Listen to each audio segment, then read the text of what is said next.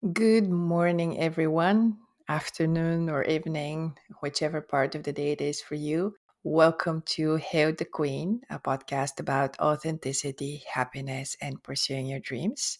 My name is Rayna Van Houst. I'm your host, and today I am talking to Kate London, an affair recovery coach helping the other woman as in the mistress. I happen to know Kate for, let me think, a couple of years before this interview. And Kate is one of the most joyous people that I know, always wearing that big smile. And the reason I reached out to her to be on the podcast is because right before I reached out, she had just announced a transition in her coaching career from a more general life coach to an affair recovery coach. She had just shared her story, the reason why she did that transition, and I felt like I wanted to help Kate. I wanted that her story, her mission is worth sharing and can help so many other women. And besides, I was also genuinely interested in her career, in the evolution of her career from a coach, a general life coach for women, to an affair recovery coach. I'm so glad that Kate agreed to be on the podcast. We had an amazing conversation. There's so many things in this interview that I found helpful, and I hope would be helpful to you as well. There are different aspects to this conversation. There is this part where Kate talks about the experience of being the other woman, which for me personally was extremely helpful because when I was a child, I remember that moment when I was playing outside, and I remember my dad's mistress showing up unannounced and asking me while she was wearing his scarf, by the way, and asking me if I know where he is, where he was. So talking to Kate about that, especially because I had known Kate before I knew she had been in an affair, helped me to drop the judgments towards the mistress, towards the other woman, and helped me to be curious about the other woman, to see her as a human being rather than as what's the word I'm looking for? Oh my God, all the languages now are mishmash in my head. Someone who wants to break a family. We also talked about Kate's career.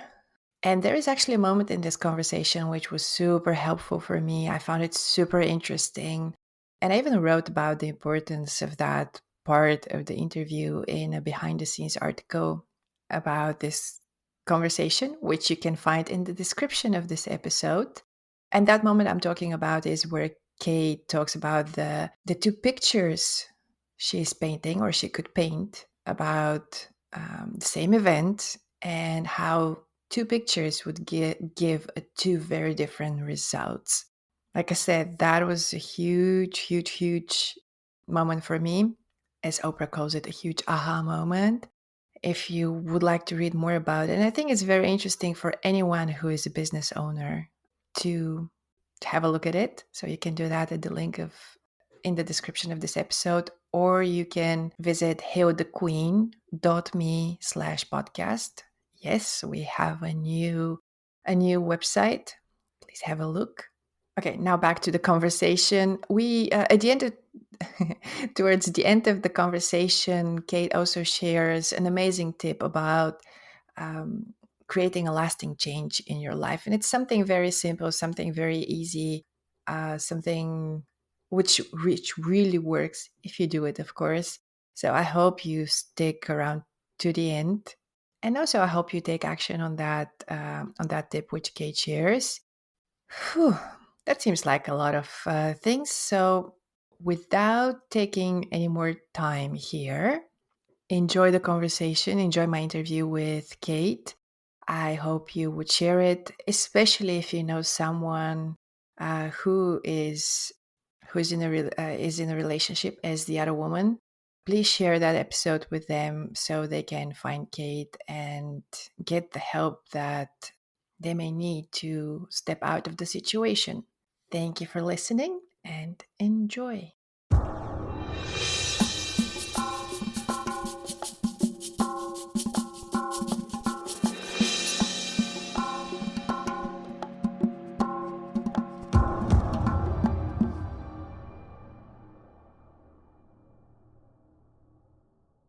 So here we are, the first episode of Hey with the Queen, and I have as a guest Kate London. Welcome, Kate. Hello, thank you so much for having me on here. It's exciting. Yesterday as I was preparing for this call, I thought we met a couple of years ago, and here in the Netherlands, then our paths crossed again in the US. And now I'm talking to you, me in the Netherlands and you in Australia. So it couldn't get any further than that. Well, let's start from the beginning. So you are a relationship coach, right? And your expertise is helping women finally thrive and get through the pain of being the other woman. Yes, it's quite a controversial and crazy niche of expertise to be focusing in, but I honestly love it and I'm so excited to continue on this journey and supporting the other woman who is in an affair with a married or man that is already in a relationship and helping her get out of the pain and back to her thriving self. So yeah, that is exactly who I support and who I help. A lot of these women are in a lot of pain and don't know who to turn to and talk to in these situations. So that is what I do. Yeah, you have definitely, it sounds like you have definitely found your niche because, I often joke that nowadays every third person on Instagram is a coach. There are many relationship coaches out there, but I don't recall anyone focusing on helping the other woman. So that's quite interesting for me to hear. What was the journey behind that? What was the inspiration to become to focus on the other woman? Yeah, that's a great question. In regards to the journey, like more so towards where I'm at now, in regards to choosing that niche, it was something that fueled me so much. Yet it was scary. I do see that there is I can't find women out there that, or businesses out there that are really supporting the other woman and helping her get through the pain of what she's going through, living a double life and everything like that. And the inspiration that drove me into this field was my own experience. I, for 7 years, lived a double life where every day I violated my values, my standards, my rules, my morals for living.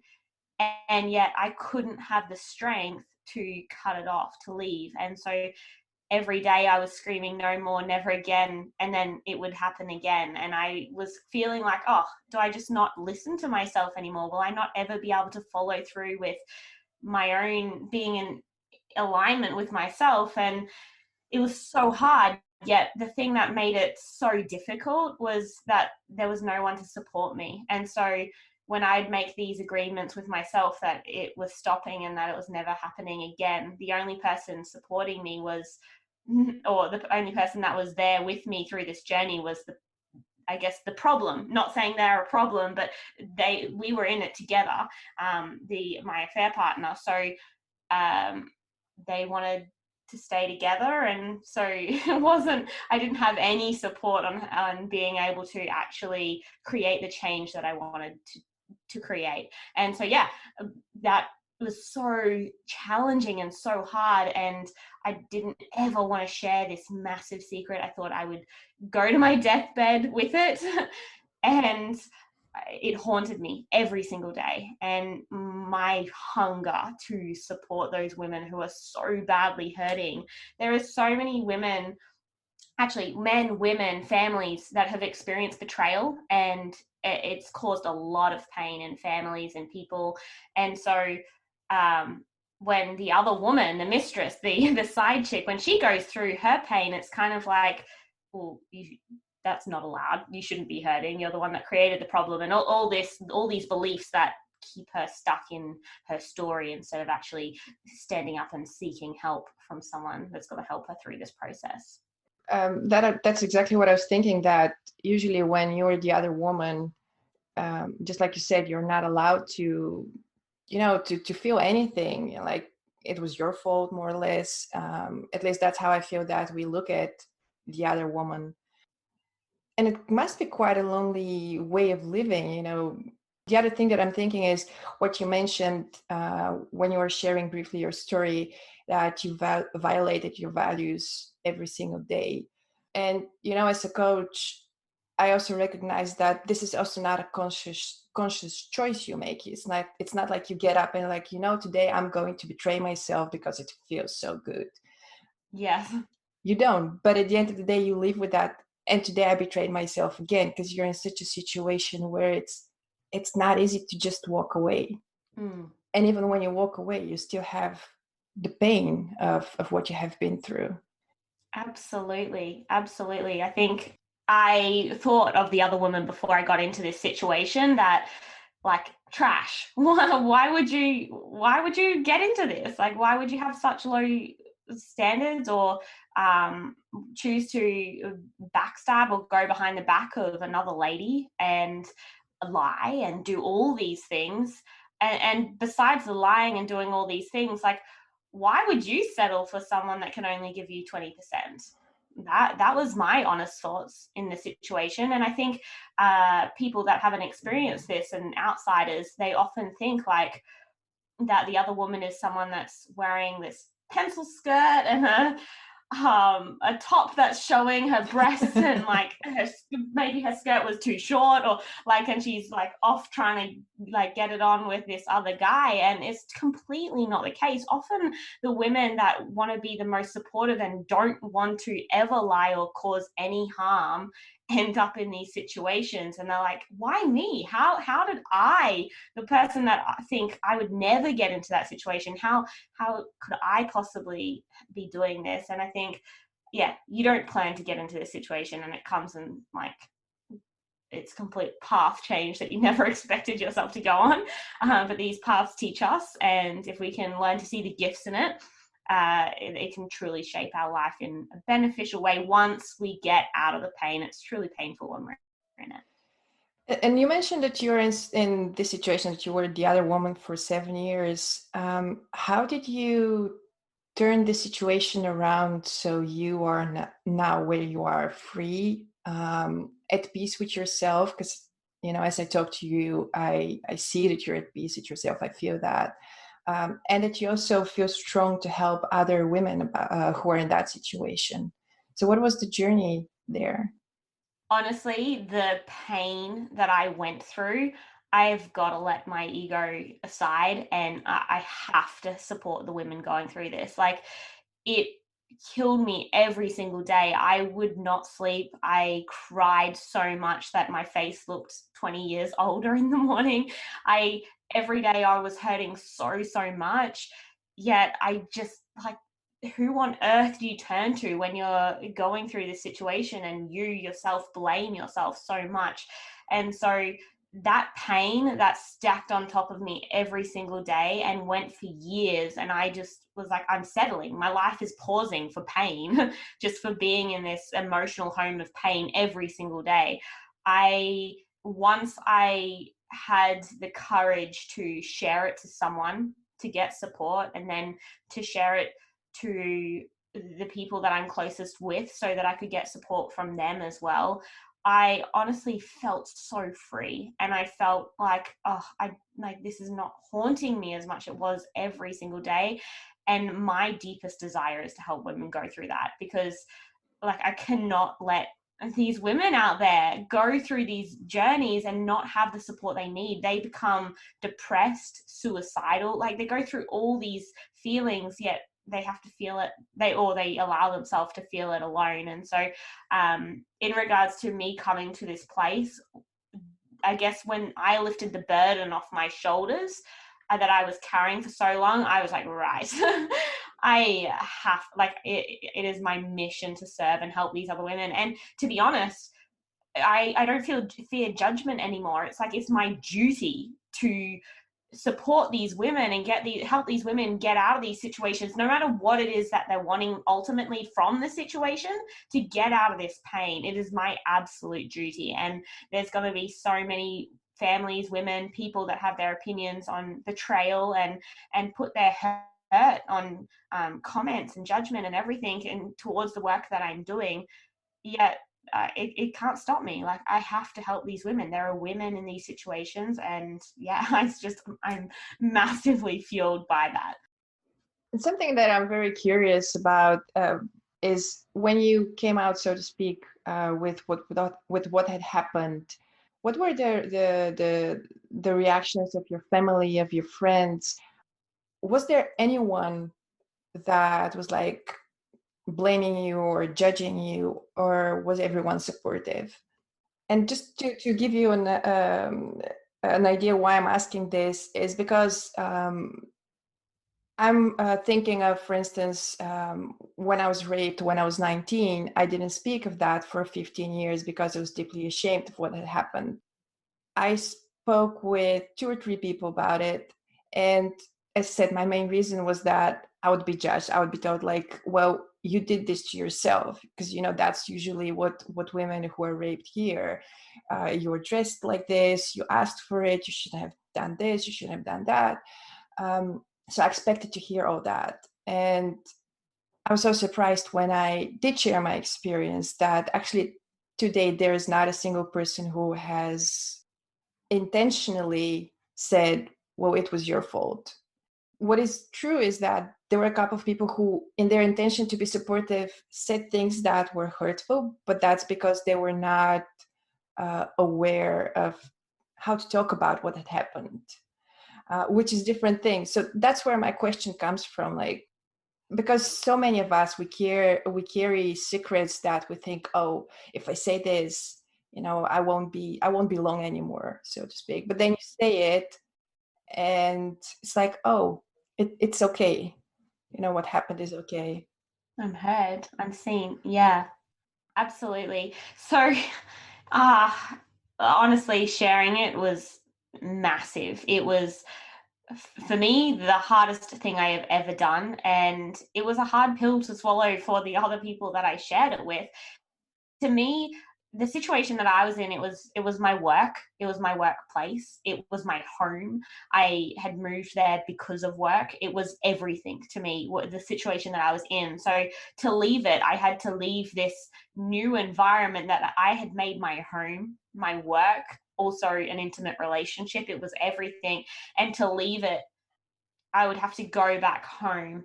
And every time I went back home without telling them, I wasn't feeling seen or heard, simply because they didn't know what was going on in my life. So when I shared it to my family, oh, they were so supportive. Honestly, I think when I was going through the situation, there's the saying that goes like, your karma, like, it will come back and bounce, like it will come back to bite you.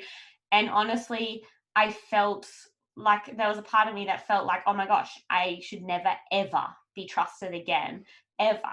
Like, no man, like no woman is going to trust me around her man. Like, I am going to be looked at as dirty, as someone that is completely untrustworthy. And I think that was all my fear and my ego talking, when deep down I knew that I am a good person and I am trustworthy, and I felt completely powerless in that situation. And I know 100% that I would never ever get into that situation again. And I've matured.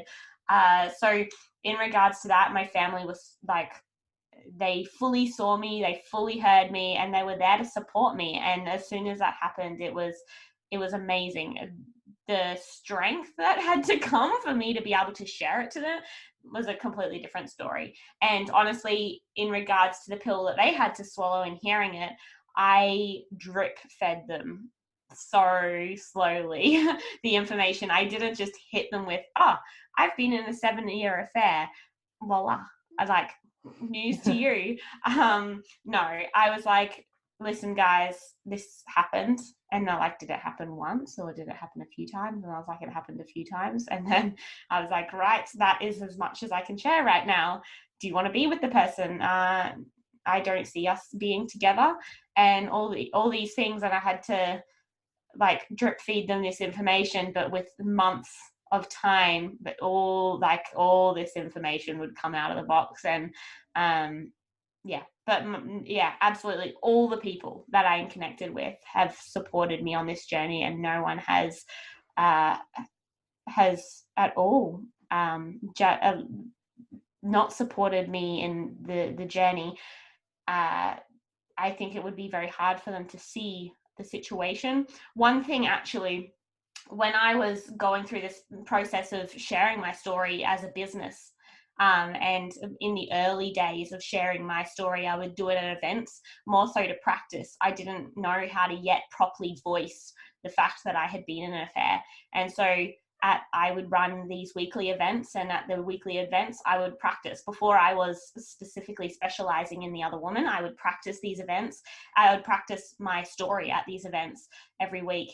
And I would get different reactions every single event with the way that I worded the situation, and it hurt so bad. They would just stare at me, and I wouldn't know how to handle it, and I would walk away like, no, they didn't like, I did not express what actually happened very well. And the person that I'd run the events with said, you didn't explain the story very well. And it's taken time to be able to voice it properly. And yeah, I got a lot of blank stares that would be like, oh, that was my biggest journey, and you just like were like, what the fuck. Oh, excuse me. I apologize. You can blank that swear word out. It's okay. But yeah, I like, it was hard. In terms of family, they were also supportive. In terms of other people, it was a journey of being able to share it, and I don't think everyone will ever fully be able to see the journey the way that I see it. Yeah, what I love about your story, and I know I keep saying I love, and I want to stress that it's not what had happened that I love. It's, how you came out of it. Um, and that's how you forget your thought. Um, yeah. So what I love about your journey is that it's a great example of how we judge others. If for a moment we are able to put the judgment aside, then we can gradually begin to understand what the other person has been through, and we see them as a person. And that's how the other woman becomes a woman with feelings, with emotions, with her own needs. Then we can actually understand what she has been through and how she ended up in this situation. Because just like you said, not every other woman is a woman who is out there hunting for married men, so or women to be in a relationship with. And that is very important for me to stress, that judgment is so easy. So easy. I want to add to that there. I think like you have got to be really careful on the blank opinions that we craft as people so quickly. We craft a picture, and a great example on this is, and back to when I was sharing my story weekly, every time I would share different words, it would create a completely different response in the other person. And I was still yet learning how to craft the words. But essentially, what I've painted a picture for you guys in the past 20 minutes together. I want to paint two pictures, and they're both the story, yet they create a completely different experience. So for my situation, I was painting the story of, I was in a 7-year affair. I was in a relationship, a sexual relationship, with a married man who was my boss, who I lived with as well. And every day I would go behind the back of this amazing woman. That's one story. It's completely true. And then the other story is, this experience happened to me when I was a minor, and he was double my age. And I had actually been sick for 3 years prior, so I hadn't gone through any schooling or anything like that. And I went out into the middle of outback Australia, and I was so sexually and in regards to people skills and everything like that, my maturity wasn't there. I had been living at home in bed before I got well enough to actually get a job. And when I got a job, I was like, right, instead of going back to school, I'm gonna go like enjoy my life and go out and get a job. And so I was a minor and he was so much older than me, and I didn't know how to speak my truth. And no matter how much I knew that this was not right, and that I didn't want to get into that, it was the first time a man had laid eyes on me, and the first time a man was flirting with me. And with time, his persistence, like I felt seen and I felt heard and I felt like he cared for me and everything like that. And so it was this real um, conflict between someone caring for you for the first time and I guess gaining feelings for the first time, and all that fun that you have with your first. And then the other one where I'm like, well, I know what a healthy relationship is, and this is clearly not the model for a healthy relationship. And there was those two sides. So if I was to paint the picture that, oh, a married man stole my virginity when I was a minor and he was way older than me, and I told you this story, you would create this picture of, oh my God, I'm so sorry. Or if I was to paint the picture of I was in an affair for 7 years, you create a completely different story. And I think that's where we as people need to be clear on ourselves as the stories that we're painting about ourselves and our situation, but also listening to other people's stories. Is I don't share the one that I was a minor, like hardly ever. I think like I gained feelings for this man and I had fun with this man, but yet it hurt me every single day. And so that's the fact that I was in an affair was real. But if I wanted to protect my ego and protect what people would think of me, I would just easily just paint the story of I was so young and I didn't know how to say yes or no, or to know what was right or wrong, or all these things. I could paint that story. And yeah, so back to stories, I think it's very crucial for us to like hold off on our quick judgments and beliefs on a situation and actually be like, there's so many different layers to this story, and let me be curious and understand what stories I'm painting on myself or what I'm painting on other people. Definitely, because as I was just, and I know your story, but as I was listening to, to the second version of the story, when you're a minor, and as I was listening to you, and I just wanted to drop everything and fly over the ocean and come give you a hug, especially because, I've met you in person. I know how, what an amazing woman you are. And, it hurts to hear something like this, especially because, as a minor, and that's something that I'm also very passionate about, is that as a minor, we, not only women but boys as well, we think that we're grown-ups, we think that we know things, Yes. and then like your story is Yes. just one example of how we actually don't. We look like grown-ups, Mm. but we aren't yet. We don't have the maturity, we don't have the experience. Yeah, we don't have that foundation of right from, like, we have a foundation of right from wrong, absolutely, but in regards to all the little things and the like the connection that we're having with a man or a woman when that we're that age, and them feeding us stories, we're a sponge. We are a sponge. Even though we know right from wrong, we still can believe the stories, and buy into those stories. So yeah, absolutely. There's so much we think we're powerful at that age, but these things happen, and at any age actually. Like we can be 40, 50, and we can still feel powerless, and yeah, and that's okay. Yeah, especially if the other person, has a goal, has a motive, wants to convince you of something. They can paint such a beautiful picture. Just like you said, at any age, we want to, we want to be a princess in a story.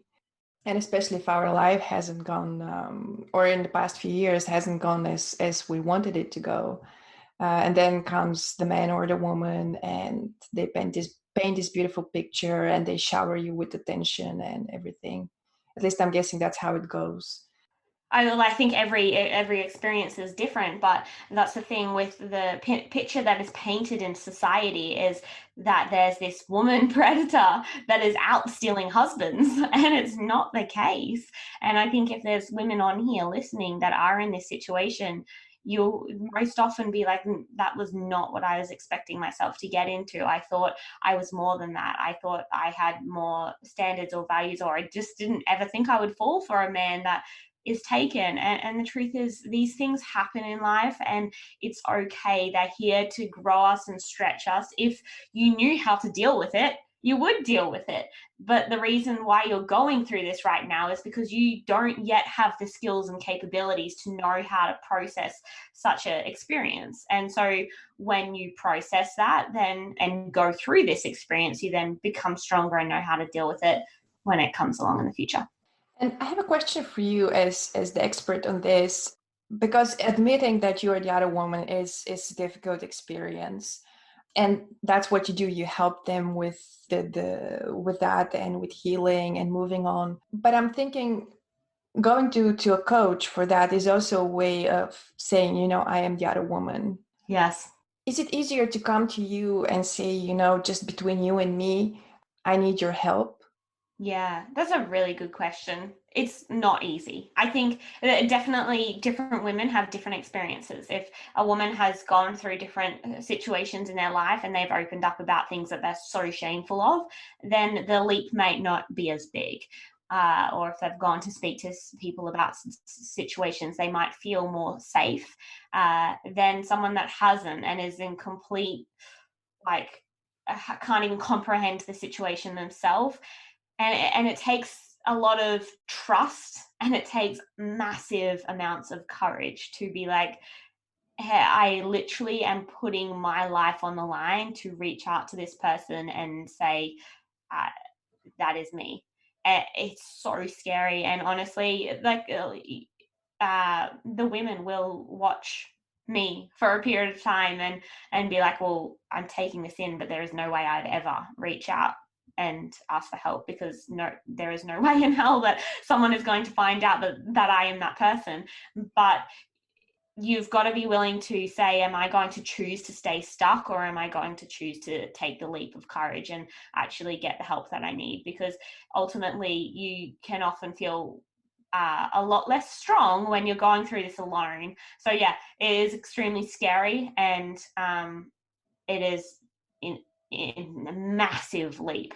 Uh, Yet, you've got to ask yourself, am I ready to get the support I need? And you mentioned something very interesting, that you literally put your life on the line, which is true, because normally if you stay in such a relationship for a longer period of time, there is some sort of manipulation. What I'm wondering is, and I know that every woman's experience is different, but um, is there an event that usually happens, something that pushes them to say, that's it, I need, something needs to change here? Or is it just a buildup of pain, anger, maybe? So all situations are different. Yet at the same time, the build up is massive, a massive trigger. So ultimately, you can only withstand a certain amount of pain. And when it gets just so painful, you're like, well, I would rather take the leap of reaching out to someone and getting support and saying, no more, this has got to stop, and then go through this pain any longer. I can't deal with this pain anymore. So that absolutely is a trigger for creating change. The layer and layers of continuous pain that goes day in, day out, absolutely. But also there's like a client that I am working with, and she found out that he was pregnant for their first child when she thought he when she thought he was about to leave his wife for her, and that she was the one and she was the soulmate, and she thought everything, that they were going to create a life together. And then she found out that he was about to have his first kid, and she was like, oh, hold on a second, I am holding on to hope, and this is actually not the story that is actually going to unfold in my life, and I've, like, no more. And so I think there's different situations. And now I want to shift gears a little bit from what you're doing to how your career evolved. And I want to start with a question: what did you want to become when you were a child? That's a good question. So I was always motivated to bring out the best in people and to not allow people to settle. Before I was always someone that dreamed massive dreams and thought big and loved that and would design my own little like massive, I don't know, resorts. When I was just little, I just always had these big visions. And I saw myself speaking on stages and stuff like that and supporting people and helping people dream bigger, essentially. That was my vision as a child. And it was always to not allow people to settle.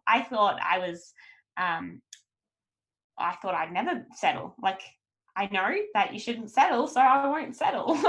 But I did for so long. And so, yeah, that was my desire as a kid. And it has unfolded just in a specific clientele of women. What was the journey to becoming a coach? As in, we now know what happened.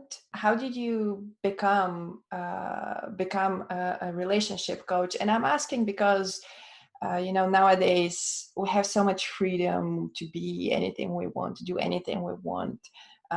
So many women choose to, instead of work for a company, to do something for themselves, to follow their passion. And although we have heard so many times that it's not a straight line, somehow we still expect that it's a straight line, that it's like, oh, I'm going to be this, or like in your case, I'm going to be a relationship coach, and you start one day and you're a relationship coach. So in regards to that, I was always doing the homework, doing the trainings in regards to wanting to be a coach. I just sort of life coach. And so I was just wanting people to be able to get unstuck and live the life that they desire. And so I was doing that. And when I went through my situation, I told myself the stories that if I left, that their family would crumble, and that essentially me being there was helping them come back together. I just needed to stop the sexual side of things, but be there to support their business, to support their family, to support their kids. I felt responsible, and I thought that if I left, their relationship would fail. And so I had all these stories in my head. And when I went to get help, I had all these stories of why I just couldn't leave. And those stories kept me completely stuck. And so for the period of time where I was growing my career, it wasn't anything to do with the other woman, but it was purely like supporting all women who are stuck in their stories of why they can't leave their job, why they're not good enough to take the leap on their business. So all these stories that keep us completely stuck from stepping into our truest potential. It's crazy. It's absolutely crazy. It's such a simple story. Like for me, my story of I felt responsible to stay and to heal their relationship because I felt like I was the person that broke it. So I felt that I needed to fix it. And that story kept me staying for so long. And it's the same with women that are wanting to take control of their business or to jump into something that feels uncomfortable or to leave their job or to have kids or whatever it is.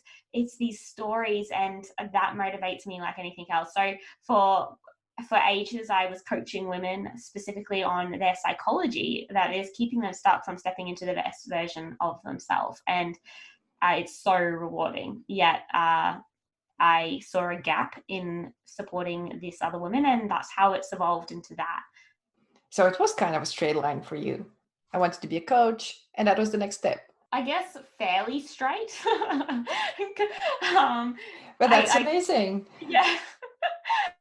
I definitely definitely did aspire to be something like this, grow it like as I grew up. But the truth is, my business was not going to thrive until I got my shit cleaned up, and so um, I was trying to create success while having this affair, and the universe was being like, "Well, hold on a second, we're not. How can you thrive when you're not thriving yourself?" And so, yeah. That is very true. That's something that I so often see, if not in every woman, because usually the challenges we face, it's all the stories we tell is like, oh, it's because of this, oh, because of that, that my business is not growing. But indeed, it's usually the universe saying like, well, how do you want to do this for someone else when you are not doing it yourself? So unless you look into that, not much is going to change. Yes. And it can be so scary. It's like, ah, well, hold on a second. That other woman side of things, I'm just like, or whatever it is, my relationship is broken and I don't want to fix it. Whatever is situation in your life, you're like, I just won't look at that.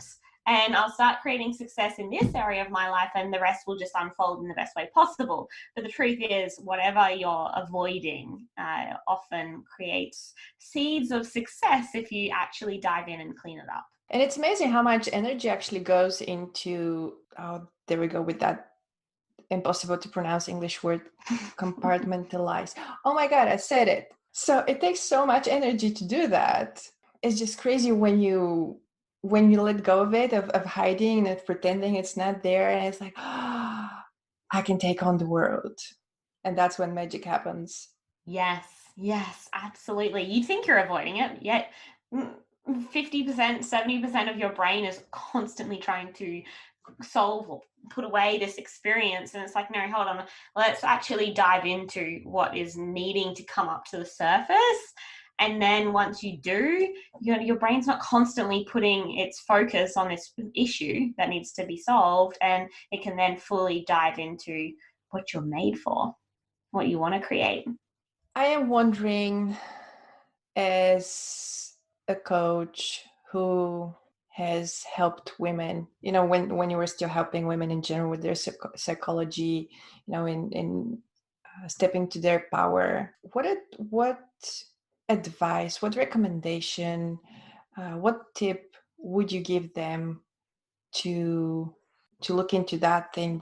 But also, as a woman who has done it, as a woman who works with the other women who have something that they don't want to look into, what's the thing that you would say that you feel would help them look into it so they can let go of that burden they're carrying, which is probably not even theirs to carry, so they can be free and they can make a difference in the world?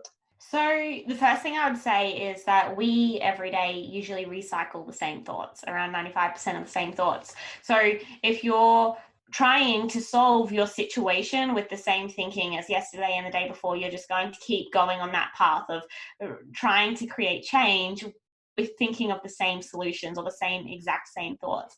So, one of the things that I suggest you do is to get outside of your environment to create change, to shake up your thinking a bit, whether that's you go hang with different people, you go to a different coffee shop, you go hiking, whatever it is, that usually opens up a door to whole new creative thoughts. Those creative thoughts are going to help you get clear on what it is that you actually want and need to create change. So getting outside of your environment will help invite new creative thoughts into your mind to help you create the solutions and solve the challenges that you need to actually look at. The second thing is fear. Fear is the biggest thing that will be holding you back from creating the change. You'll have all these stories of doubt, fear of criticism, whatever they are, money, finances, loss of love, all these things, whatever it is, you'll have some stories that are literally chaining you down to creating change.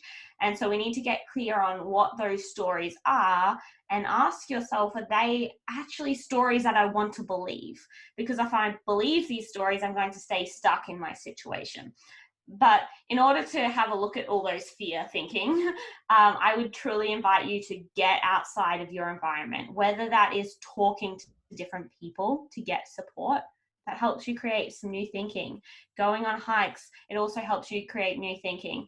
And then once you get clear on the thinking, it's time to start understanding what stories am I specifically telling myself that are not necessarily true, that are stopping me from creating the change that I want. And I feel like, I know we're both coaches, so probably that sounds like self advertisement, but I feel like talking to a coach is so important because We usually talk to friends, family, people who are in the same situation like ours, which presumes that they also think the way we think. I would also add to what you just said, talk to a coach. 100%. I was actually in when I was going through my situation. I was seeing a therapist, and you talk to a coach, therapist, whatever. Like wherever you're at, talk to someone that's going to support you. Don't just go through it alone. Or a coach is there to push you as well. But I was talking to a therapist, and every time I'd go back after the therapy session and go straight into the affair situation, and I was like, why? Like, help me actually change what I keep repeating. And I don't have the strength. Help me. Why do I keep going back? Why do I keep going back when this is something that is hurting me? And I couldn't create the change. And then I finally connected with a coach who changed our life. And he really shook some sense into me and saw where the stories that I am creating are keeping me bound to my situation. And so, honestly, uh, just like your own situation, whatever is scary, if you're doing it alone, you're not going to do it. You're just going to be like, oh, I'll just wait till tomorrow. But if there's someone behind you saying you are worth so much more, don't you dare settle. You're going to fly. So yeah, absolutely. Get someone to support you that is going to help you to create the change that you know you need to create. And then I guess my final question for you is, where can we find you? Where can our listeners find you? Yeah. So katelondon.com.au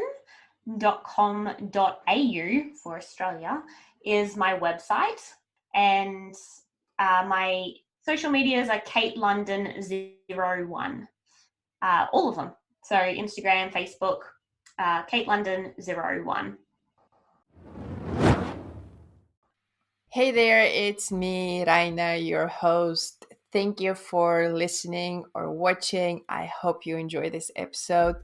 If you'd like to learn more about Hail the Queen, please visit us at arainavanals.com/podcast, and you can discover more episodes, fun facts, and learn more about Hail the Queen. One more thing before you go, please leave us a review if you're listening on iTunes. This helps us grow. And of course, share Hail the Queen with a friend or family or someone you think might enjoy the show. Thank you and have a magical day.